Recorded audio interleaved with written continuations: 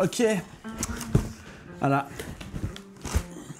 Tout ça là, ce que tu vois là, c'est où qui m'a envoyé. Ils ont vu mes vidéos, ils les ont appréciées et ils m'ont dit écoute Mianou, on aimerait t'envoyer quelques produits pour que tu les testes. Donc il y a des choses que j'ai pas, il y a des choses que j'ai. Notamment ça. Ça, j'avais jamais essayé avant, je les ai pas. C'est un type de OU que j'ai pas encore essayé. Il y a plusieurs types de matériel différents dedans, donc ce qu'on va faire, c'est qu'on va faire l'unboxing ensemble. On va l'ouvrir, je te montre ce qu'il y a dedans. On va faire 2-3 tests rapides histoire de te donner une idée. Et puis après, quand j'aurai un peu plus de temps, ce que je ferai, c'est que je ferai des vidéos plus abouties, plus poussées pour chacun des outils qu'on a là pour pouvoir les tester, pour savoir s'ils te conviennent, si jamais tu as envie de les acheter. Donc, sans plus attendre, c'est parti. Alors, la première chose qu'on va faire, c'est de commencer par ça. Alors, ça, c'est marqué, comme tu vois, Mix Media Pad. Mix Media Pad. Alors, Mix Media, c'est quand tu mixes les médias, quand tu mixes les outils, quand tu mixes les types de choses que tu vas mélanger sur un papier. Donc on va dire que c'est un papier qui est généralement un peu plus spécialisé. Là on a un gros pad qui est quand même assez épais. On nous indique 62 feuilles, donc c'est quand même, c'est pas dégueu, c'est pas dégueu. Il est présenté comme ça, avec comme tu peux le voir ici des bâtiments, c'est tout fait à l'aquarelle. Là il y a un peu de feutre, il y a du fine liner, là il y a du feutre a priori. Là en aquarelle, ça je pense que ça doit être de l'huile à mon avis vu la texture ici. Pour présenter un peu tout ce qu'on peut faire avec ce papier, je trouve ça intéressant. C'est un carnet à spirale. Alors les carnets à spirale, c'est soit on apprécie moins. Moi je suis pas un grand fan parce qu'étant gaucher c'est souvent un peu compliqué ou alors il faut que je retourne le carnet, généralement c'est ce que je fais, mais en fait tu te retrouves à faire de droite à gauche. Bon, c'est un détail dans l'absolu. L'avantage des carnets comme ça avec spirale, c'est que ça se conserve quand même bien. Juste les blocs-notes, des fois tu peux avoir tendance à perdre les feuilles, surtout si c'est pas très solide. Je te montre un peu tout ce qu'il y a, après on va les ouvrir. Alors, la deuxième chose que j'ai, c'est les OUU poupées, je pense, ou papé, je sais pas exactement. C'est des OUU qui ont l'air d'avoir une encre qui n'est non pas à l'alcool, mais qui est à l'eau, qui est basée sur l'eau. Donc, c'est pas mal. C'est moins toxique pour les enfants et c'est surtout plus facile à laver du coup si tu as des enfants. Il y a 60 feutres, donc quand même ça commence à faire une bonne trousse, tu peux voir. Je suis assez content, je les avais jamais testés ceux-là, donc le dessinateur en moi est très excité. Et puis là, quand tu regardes ici, là tu as une pointe brush et puis là tu as une pointe normale, un peu plus fine liner. Ok, ça c'est bon. Et pour ce qu'il y a dans ce carton, comme tu peux voir, il y a le petit caméléon, le petit logo. C'est assez mignon. Et du coup, dedans, on a, tada, le pack de OUU. On a 104 couleurs ici et là, comme tu peux voir sur le bord. Quand tu commences à avoir un certain nombre de couleurs, tu as le petit sac avec pour l'emporter, pour le mettre sur l'épaule comme ça. Donc, c'est plutôt pas mal si tu vas en convention, si tu bouges. Et là, tu as une petite sangle aussi, un peu plus près. Alors, hop, on ouvre. Et dedans, on a un peu de polystyrène. C'est pas mal, c'est pour les protéger. Et ensuite, dans ce petit pack, j'ai déjà eu un pack similaire, un tout petit peu plus gros. J'avais 120 feutres à un moment. Et dans ce pack, on peut retrouver une notice. Alors, sur la notice, tu as toutes les couleurs qui sont disponibles sur la marque, suivant les types de séries.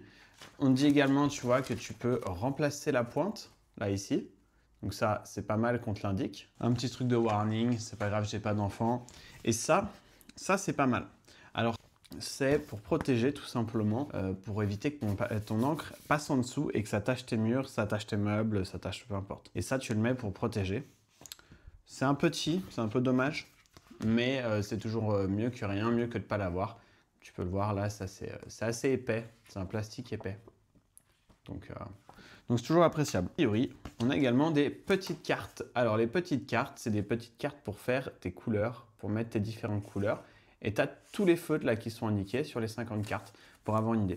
Alors, moi j'aime bien, je trouve ça sympa, c'est une très bonne idée de OU, donc ça c'est appréciable. Après, un titre personnel, comme je sais quel type de papier j'utilise, c'est-à-dire du Bristol Canson, je vais préférer le faire plutôt moi de mon côté, pour la simple et bonne raison qu'au moins je sais comment réagit la couleur sur mon papier, parce que ça dépend de chaque couleur, ça dépend de chaque papier. Et là, on a tous nos feutres, on a les 104 couleurs. Donc 104 couleurs, on commence à être bien, on commence à avoir un peu de tout, on commence à avoir des couleurs pastel. Là, on a un petit pastel, je pense que ça va être un pastel aussi. Là, hop, à la caméra, comme tu vois. Chose assez intéressante, là, je suis très content, parce que autant sur ceux que j'ai avant, sur les autres, l'autre paquet que j'ai, il n'y a pas la même façon d'indiquer les couleurs. Et comme tu peux voir, là, c'est indiqué le violet, le V, et après, 0, ça doit être la saturation, et après, on a la... Donc ça, c'est pas mal, c'est indiqué maintenant sur tous les autres feutres. Je vais faire les couleurs, et puis je vais surtout, après, faire un peu de tri dans ces bacs. J'aime bien que tout soit rangé, j'aime bien que ce soit rangé par couleur.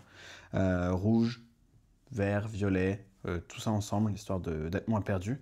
Bon, là, à voir, hein, à tester comme ça. De prime abord, c'est un pack qui est assez éclectique. On va pouvoir faire plein de couleurs différentes. On va ouvrir le pad. Ah, je sais pas du tout...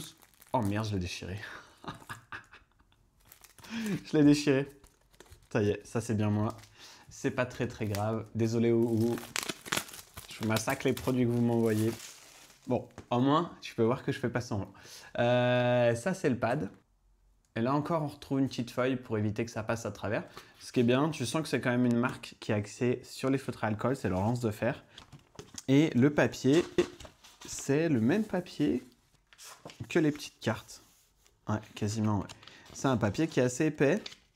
Je pense qu'on pourrait utiliser du crayon papier dessus. Je suis pas sûr pour l'aquarelle par contre, parce qu'il me semble pas assez épais.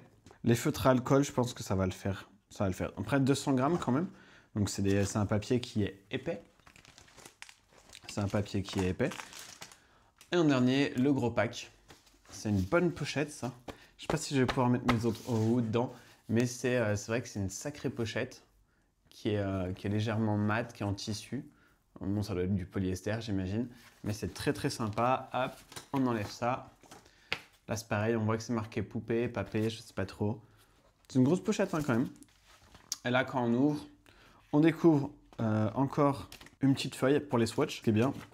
Là, on donne les couleurs également. Donc ça, c'est les couleurs a priori. Et puis, il faudrait le comparer avec les vraies couleurs. Je sais pas trop ce que ça va valoir, mais on va essayer, on va voir. Hop, et là, on a tous les feutres dans une pochette qui s'ouvre assez bien. C'est assez logique, c'est assez bien pensé. Les couleurs ont l'air d'être très bien étalonnées. C'est assez logique, c'est assez bien pensé. Les couleurs ont l'air d'être très bien étalonnées. Qu'on est, bon, c'est un peu le bordel. Là, celui-là, je sais pas trop ce qu'il fait. Je sais pas pourquoi il est pas là. Mais les couleurs ont l'air d'être bien étalonnées, bien choisies. 60 feutres. Ils sont tout légers en plus. Ces feutres-là, ils ont un peu une autre particularité. Là, on a une pointe classique. Et de l'autre côté, on a une pointe de feutre, juste là. Ce qui va nous permettre d'être beaucoup plus précis. Ça va peut-être aussi permettre de pouvoir faire des contours de personnages de couleurs différentes, ou même pas que de personnages. Je serais assez curieux d'essayer de faire en marron ou en sépia d'un chrysanthème ou d'une pivoine. Ça donnera un côté plus doux au dessin. Et ben on va essayer tout ça. Ok, alors, pour l'autre partie de ce test. Déjà, je voudrais tester un peu le papier, voir les swatchs, voir un peu à quoi ça ressemble avec les feutres OOU. Donc les swatchs, elles sont présentées comme ça, de plus près. Il y en a deux. Et ce qu'on va faire, c'est qu'on va déjà essayer avec ces trois feutres. C'est marrant, tiens, ils ont fait un rangement. Ça va comme ça va de gauche à droite et de haut en bas. R29, donc en premier, R29.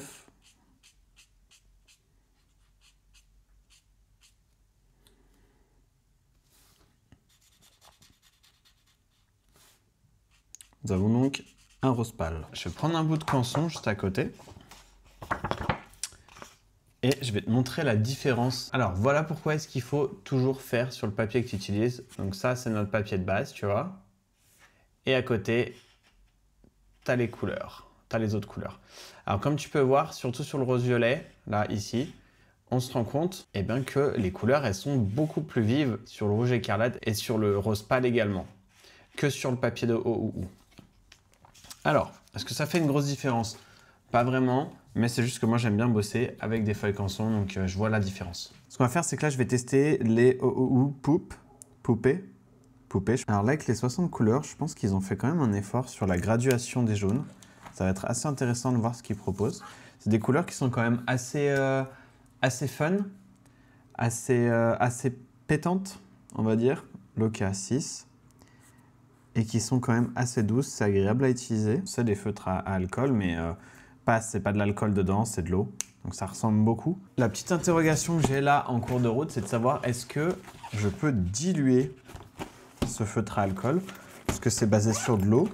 Donc en rajoutant un peu d'eau dedans, en théorie, je devrais peut-être pouvoir le diluer.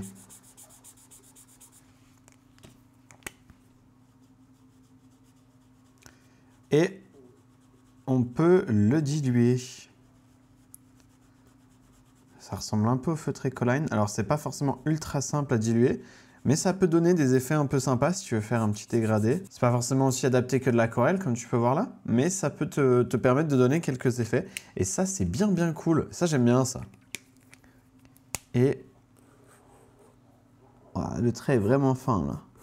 Ça peut vraiment servir pour ancrer, pour faire des petites zones. Je te fais pas tous les swatchs, je pense que tu as compris le principe. On va pas aller plus loin. Puis moi, je remplis tout ça. Et puis après, je passe à la speed des tests. On va voir un peu comment on peut utiliser ces feutres rapidement. Alors du coup, j'ai fait mes swatchs. Comme tu peux voir là à la caméra, toutes les swatchs sont faits. On a toutes les couleurs. Bon, ce que j'aime pas d'utiliser les trucs préfaits, c'est que là, ça dépasse. Ça m'énerve un peu. C'est pour ça que je préfère faire des swatchs moi-même. Et mes swatchs, elles ressemblent plus à ça. Comme ça, déjà, on voit la longueur du trait, comment réagit le feutre dans la longueur du trait. Mais surtout, eh ben, ça déborde pas. Bref, alors ce qu'on va faire, c'est qu'on va prendre deux couleurs ici et déjà on va essayer de les dégrader, de les mélanger, on va voir ce que ça donne. On va partir sur le rouge et le orange vermillon. Tu vas voir, je vais principalement utiliser la pointe pinceau parce que c'est ce que je préfère. Là, de l'autre côté, tu peux voir là les pointes plus fines. C'est pas nécessairement trop mon dada. Donc voilà. Alors, qu'est-ce qui se passe si je fais du orange comme ça? Ça ressemble beaucoup au feutre Ecoline. Hop, on va faire comme ça. Est-ce que ça se mélange? Je peux faire une sorte de dégradé comme si j'étais sur des feutres à alcool. La réponse est oui. On va avoir notre dégradé. Et on va prendre une couleur plus claire. Je prends un peu au hasard, hein, on fait des tests, on voit bien ce qui se passe. Et là, je prends un jaune. Alors jaune, à mon avis, ça va être un peu plus compliqué. Alors, un peu comme les feutres Ecoline, c'est une pointe qui est assez poreuse. Donc, si tu as un papier qui est trop fin, ça risque un peu de le massacrer. Maintenant, la question. Vu que tout à l'heure, on a vu qu'on pouvait les dégrader. Là, si je prends mon eau, que j'imbibe bien tout ça, est-ce que ça va me faire un dégradé un peu sympa?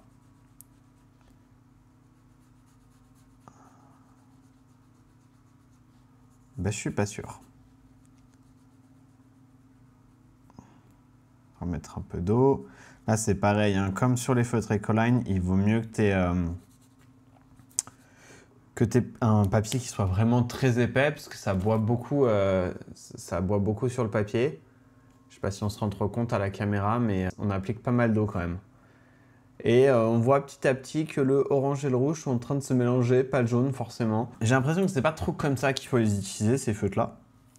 J'ai plus l'impression qu'il faut vraiment l'utiliser. Hop, t'en mets un, tu mets ta couleur. Et hop, t'es parti, tu mets un peu d'eau. Tu mets même pas mal d'eau. Tu reprends toute la couleur, tu passes par-dessus plusieurs fois.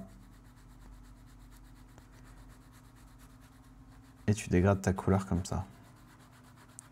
Ça demande quand même un peu de travail, hein, donc il vous faudra bien prendre du papier aquarelle si tu les veux à la maison. Après, je pense que ces feutres sont plutôt utilisés comme ceci, avec un truc un peu plus de mandala par exemple. Alors bien évidemment, vu que ça peut passer au travers, tu mets un petit plastique en dessous pour protéger. Et puis après, bah, tu peux l'utiliser, tu peux colorier. Et je pense que c'est vraiment comme ça qu'il faut les voir.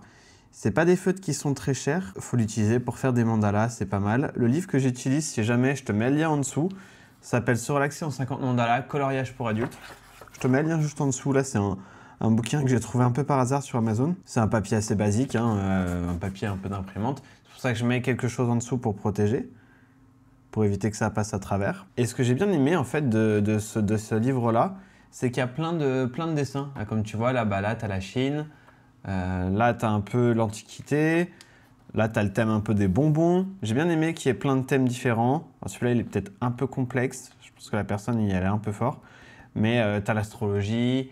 Tu vois, là, tu as la natalité. C'est très sympathique. J'aime beaucoup. Il y a plein de thèmes différents. Donc, je te mets le lien en description. Moi, j'utilise ça de temps en temps pour me relaxer. C'est assez rare parce que généralement, j'ai quand même beaucoup de choses à faire. Et bien là, tu vois, par exemple, les feutres s'y prêtent très bien, ils sont assez précis.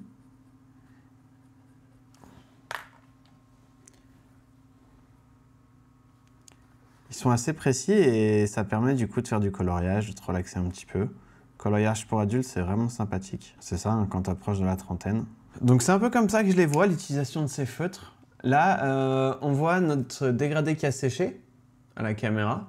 Donc effectivement, là, on se rend compte que ça dégrade un peu. Ça va presque ressembler plus à des feutres aquarellables. Tu vas d'abord avoir ta couleur et tu vas pouvoir tirer un petit peu.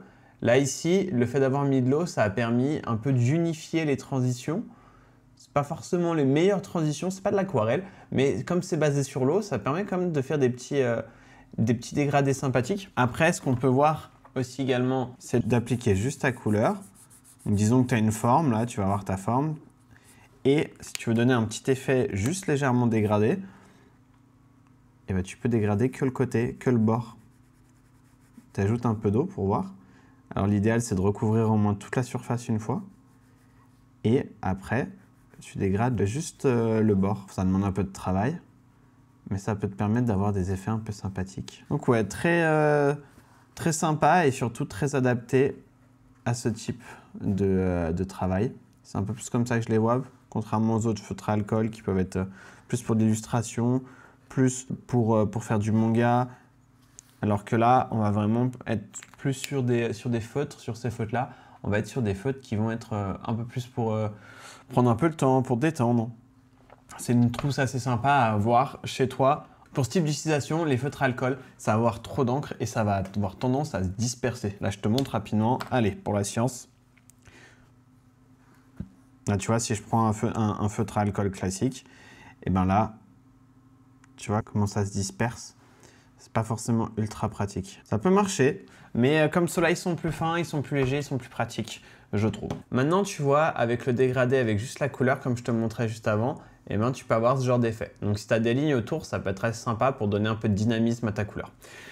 Maintenant, ce papier. Alors, ce papier, on a fait 2 tests. J'ai fait de l'aquarelle sur d'autres vidéos.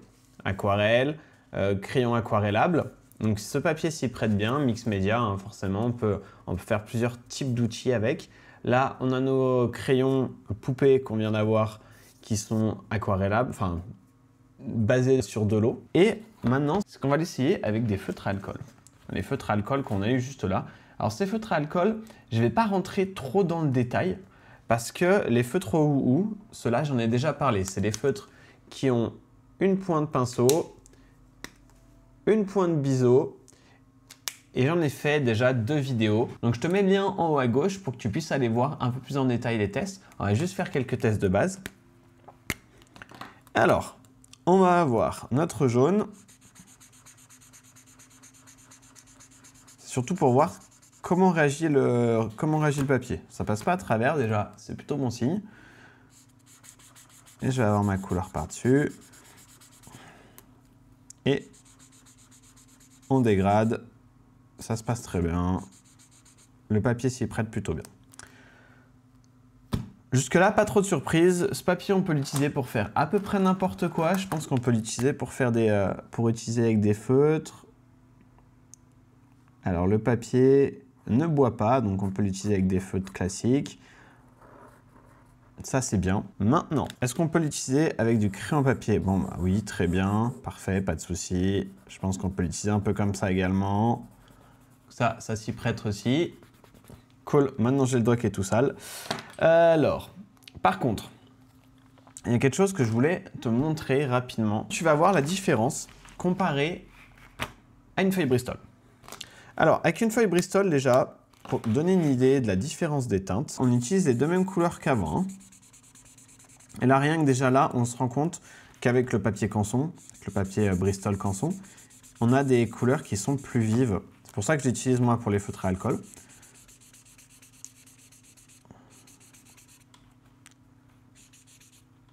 Alors, il est un peu moins épais, donc il passe un peu à travers. Parce que là, les feutres sont neufs en plus, donc ils ont un débit d'encre qui est plus élevé. Et on va attendre que ça sèche. En attendant, je voudrais essayer également ces feutres-là sur... Ouais, donc ces feutres-là, c'est un peu comme les feutres Ecoline. Si tu comptes utiliser ces feutres avec de l'eau, je ne te recommande pas du tout de prendre du Bristol Canson, parce que le Bristol, contrairement à du papier aquarelle qui est plus épais, et ben le Bristol, il va avoir tendance à faire des vagues, à gondoler si tu mets de l'eau. Donc, je te le déconseille très fortement. Papier Bristol, c'est vraiment pour les feutres alcool. Et là, je sais pas si on va se rendre compte bien à la caméra, mais entre là et là, on a une différence en termes de saturation. On va être plus saturé sur du canson. Par contre, si tu utilises plusieurs types de feutres, donc tu fais de l'aquarelle, tu as des feutres aquarellables et des feutres à alcool, ce petit pad de chez Ohuhu, il est assez sympa parce qu'il est bon partout. Donc ça peut être sympa si tu fais plein de choses. Ça peut être ton petit guide de voyage, ton petit carnet de voyage, de dessin, un peu ton historique. Donc voilà, c'est à peu près tout pour cet unboxing des feutres Ohuhu, des feutres Ohuhu Honolulu et des poupées. Et ce petit cahier que j'ai reçu de la part de chez Ohuhu. Encore une fois, merci Ohuhu d'avoir envoyé ce matériel pour que je puisse le tester. Bon, ceux-ci, tu les connais bien évidemment, donc je ne t'apprends rien. Si jamais tu veux en savoir un peu plus sur les feutres Ohuhu, j'ai déjà fait une ou deux vidéos, je t'en mets une juste ici, tu as juste à cliquer. Et nous on se voit dans la prochaine. Tchuss!